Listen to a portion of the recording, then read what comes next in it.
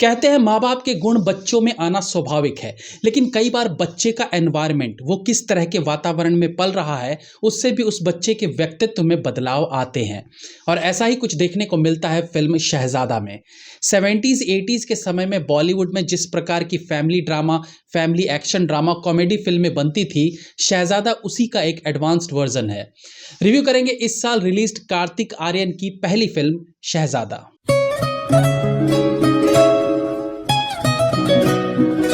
70s की action फिल्मों में बचपन में बच्चे की अदला बदली पर कई फिल्में बेस्ड थी और निसंदेह वो सुपरहिट फिल्में साबित हुई थी, क्योंकि उन फिल्मों के मेकर्स पब्लिक की नब्ज को समझते थे।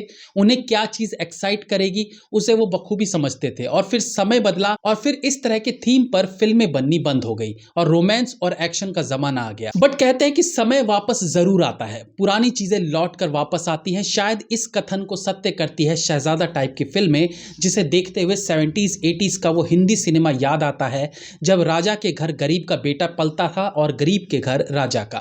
शहजादा फिल्म कहानी है बंटू नाम के एक ऐसे लड़के की जिसे बचपन में ही किसी और से बदल दिया जाता है।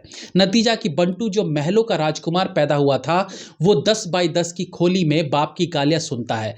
वहीं वो दूसरा बच्चा जो 10 बाई 10 की खोली में खेलते हुए बड़ा होना था, वो इतने बड़े घर में पहुंच जाता है कि एक कमरे से दूसरे कमरे में जाने के लिए भी उसे टॉय कार यूज करनी पड़ती है। तो मोटा मोटी फिल्म का सार यही है। बाकी बीच बीच में रोमांस एक्शन तो हिंदी फिल्मों में होता ही है।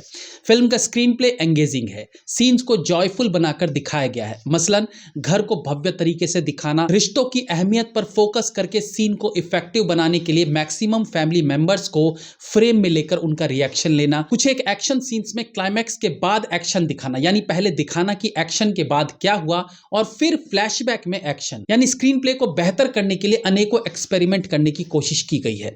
इसमें तो कोई शक नहीं है कि एक लंबे समय के बाद एक प्योर फैमिली एंटरटेनर फिल्म बनाई गई है, जहां फैमिली वैल्यूज को सेंटर में रखकर कहानी गढ़ी गई है। और यहां कई विसल मोमेंट्स भी देखने को मिलते हैं, हालांकि कुछ सीन्स को थोड़ा ओवर होने से बचाया जा सकता था। कार्तिक आर्यन कमाल के एक्टर हैं और यहां पर वो अल्लू अर्जुन द्वारा निभाए एक फेमस किरदार को अपने तरीके से निभाते हैं, जो ऑब्वियसली आसान नहीं था, क्योंकि अल्लू अर्जुन ने इस रोल को बढ़िया निभाया था। तो ऐसे में ऑडियंस की एक्सपेक्टेशंस बढ़ जाती है। ऐसे में कार्तिक आर्यन अपने किरदार में थोड़ा डेप्थ लेकर आए हैं, जो उन्हें अल्लू अर्जुन वाले किरदार के बराबर रखता है। एक एक्टर के तौर पर कार्तिक आर्यन बेहतरीन डायलॉग डिलीवरी के लिए भी जाने जाते हैं। अपनी पहली फिल्म प्यार का पंचनामा से ही वो लंबे डायलॉग्स बोलने के लिए जाने जाते हैं।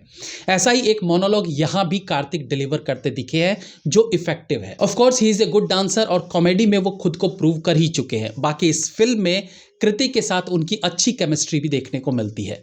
कृति सेनन की बात करें तो वो फिल्म में हॉट लगी है और ग्लैमर बिखेरने में कमी नहीं दिखाई है। तो एक ऑडियंस का जो बड़ा तबका जो फिल्म में रोमांस देखना पसंद करता है, वो निराश नहीं होंगे। बाकी के एक्टर्स में रोनित रॉय, सचिन खेड़कर, मनीषा कोइराला, अंकुर राठी और सन्नी हिंदुजा अपने अपने रोल में ठीक लगे हैं। अंकुर राठी और सन्नी हिंदुजा को मेंशन करना चाहूंगा क्योंकि वो कुछ अलग तरह का करते दिखे हैं फिल्म में। बीच में राजपाल यादव की एंट्री ऑब्वियसली फिल्म में फन और लाफ्टर लाने का काम करता है। हालांकि मैं ऐसा समझता हूं कि राजपाल यादव से और बहुत कुछ निकलवाया जा सकता था। परेश रावल के कैरेक्टर पर भी सेम लाइन से बोलना चाहूंगा जो राजपाल यादव के लिए कही है। फिल्म में एक और यूट्यूबर देखने को मिलते हैं जिनका नाम है विपुल गोयल, और अपने छोटे से रोल में वो भी ठीक लगे हैं। अच्छा है, फिल्मों में अब धीरे धीरे यूट्यूबर्स की एंट्री होती जा रही है। फिल्म का डायरेक्शन ठीक है, ओरिजिनल के मुकाबले ज्यादा फेरबदल नहीं किया गया है। म्यूजिक अच्छा है और कहानी में सिचुएशन के अनुसार गाने डाले गए हैं। एंड ऑब्वियसली कार्तिक आर्यन के डांस मूव्स उन्हें और खास बना देते हैं। फिल्म में कुछ एक डायलॉग्स अच्छे हैं, जैसे परेश रावल कहते हैं 90s में जो आउट होता है उसे कोई याद नहीं रखता।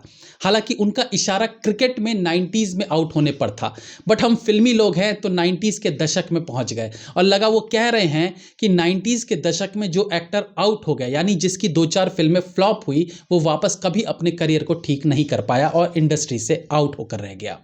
सोच अपनी अपनी। बीजीएम कुछ एक मौकों पर अच्छा है। बाकी फिल्म पूरी फैमिली के साथ देखी जाने वाली है, जहां वायलेंस, वल्गैरिटी से अलग परिवार को जोड़ने वाली बातें दिखाई गई है। ऐसी फिल्में बनती रहनी चाहिए जिन्हें और अच्छे से प्रेजेंट कर पर्दे पर उतारी जानी चाहिए। I will go with 3 stars. Have a nice day.